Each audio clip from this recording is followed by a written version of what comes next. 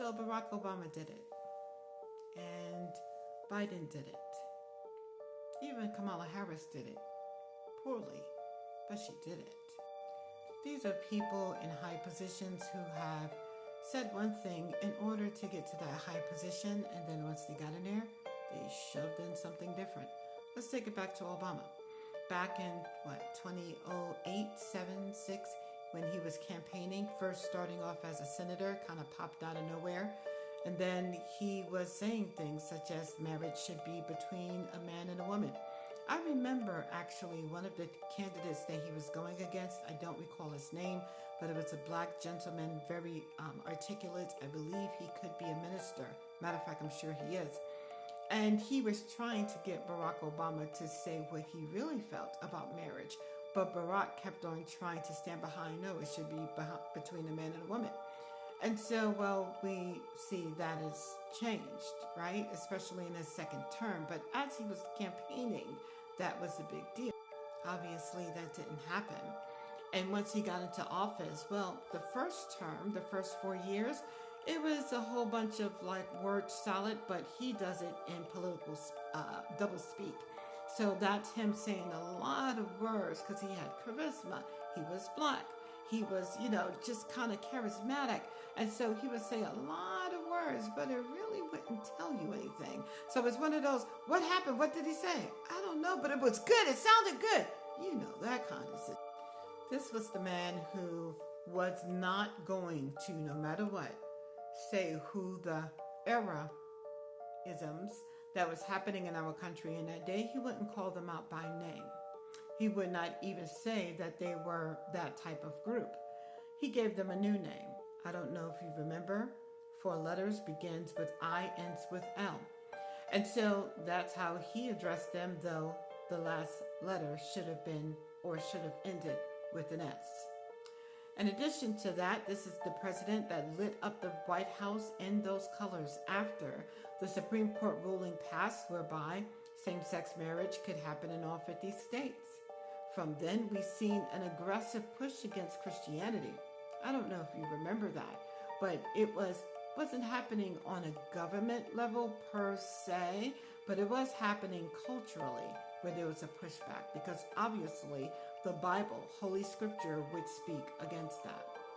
In addition, this man, he didn't do anything that he said regarding regarding illegal immigration, but what he did do is he went on a massive tour throughout the world, and he was trying to basically strong arm or coerce using the power of the United States in order to get them to agree to have ABs and same-sex relationships.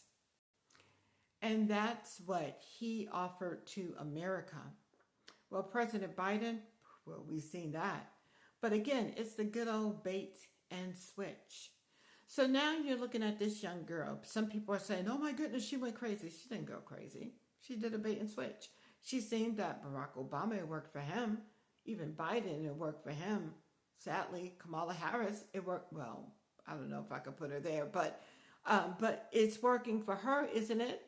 Because you're used to seeing her as that girl who championed for conservative values, for Christian values, and as she say, Judeo-Christian values.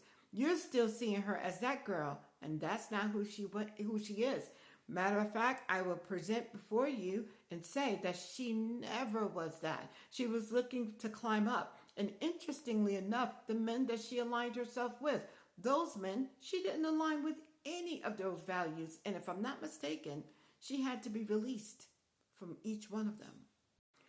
And so, good old bait and switch. You need to stop looking. It kind of reminds me of, as parents, sometimes we have a tendency of looking at our 30-something-year-old and we see them still as the 4-year-old baby in our eyes. And so you still have that attachment to that child. So while this child is saying some foreign things out of their mouth, you're still looking through that lens.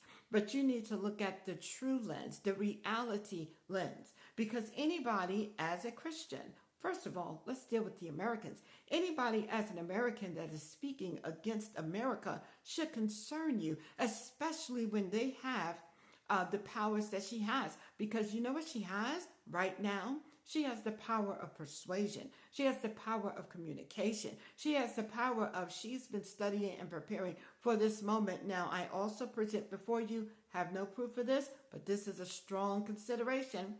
Could it be the reason why she was so ready with a loaded gun? Ooh, didn't mean to use that word. Really didn't mean to. But could it be the reason why she was so ready to go after aggressively Mr. Kirk? Oh, her BFF. Could it be that she knew that the space was about to be available to her to do so? It is not foreign, especially when you see what she's doing. And then she uses the guise of, but that's my BFF, while she's stabbing and tearing down and destroying. I just don't understand. The bait and switch has been very useful to those who look to really go against America. And now I'm appealing to Americans because you know what? You still have power, but power unrealized, power unwielded. There's no power at all.